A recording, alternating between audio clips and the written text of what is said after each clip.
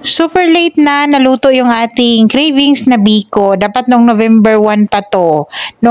October 30 ko pa to binili. Kaso hindi masingit-singit na pagkaluto. Pero okay na yun. At least nakahabol. So, gumamit lang ako dyan ng takalan. 3 tasa. Yung ginamit ko dyan ay regular coffee cup. 3 cup yung ginamit ko dyan para matansya natin yung sabaw na. Ayoko kasi yung biko na malabsa.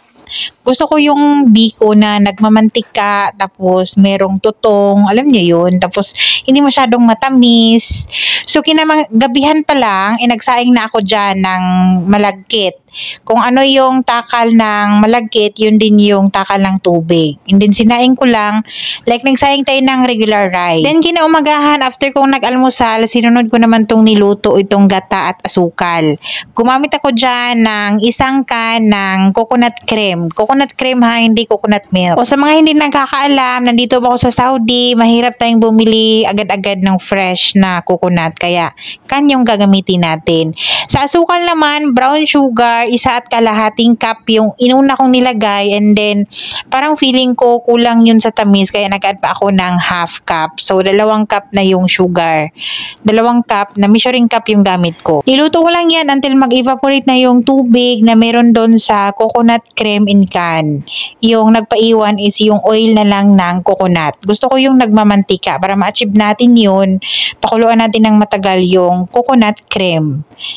Kung in-can yung gamit nyo. Pero kung fresh, masarap yun kasi meron yung mga magbuo-buo. Ang tawag sa Bisaya nun, lunok. Yun yung ibabaw natin talaga sa biko. Kung gusto nyo naman na medyo dark yung biko nyo, gumamit kayo ng muscovado sugar kung meron kayong available.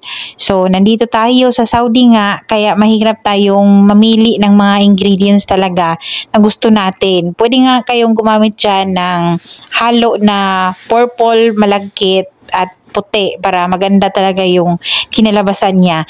And then for the toppings, wala nga tayong pang toppings dahil wala tayong lunok na sinasabi ko yung magbuo-buo pagka nag-oil kayo ng coconut cream or kakanggata.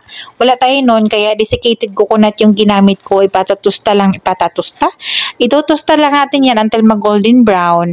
Tapos ito namang malagkit, after nahalo yung sauce, pinain-in ko lang like nagpain-in tayo ng regular na rice. And then tinakpan ng saglit. Tapos nung okay na siya, syempre, marami yan, mamimigay tayo. Kahapon pa dapat yan mahatid sa mga kapwa natin kababayan dito na kasamahan. Kaso lang, wala talagang maghatid. Mahirap naman pag yun lang talaga yung sasadyain. Kasi nga, naghihintay pa lang yung taga-maneho dito kung mayroong utos doon sa kabilang bahay or pahatid or iutos man doon sa mga amo na papunta doon saka pa makapagbigay. Hindi basta-basta kami makakaalis dito ng bahay na walang mga ganong ganap.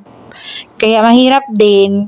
Kaya ayun yung biko na yan at saka yung isang malaki dyan na black, nandito pa rin yan. Naghintay pa rin kung kailan makapunta doon sa kabilang bahay, kung kailan maiabot doon sa mga kababayan natin. Yung ina-after ko talaga sa biko is yung tutong. Pero hindi naman yung masyadong tutong na nagbablack na talaga. Gusto ko lang yung ganyang tutong. So, kung napansin nyo yung gitna dyan, pinaiwan ko talaga dahil sa akin yan. Basta masarap yung paggaluto ko niyan, kaso lang hindi ko lang talaga na flex guys. Yung para sa akin naubos na. Hindi ko na flex, ewan ko ba. Feeling ko kasi nung kanina na kumain ako, yun yung breakfast ko eh. Feeling ko kasi na siya, na flex ko na siya kahapon.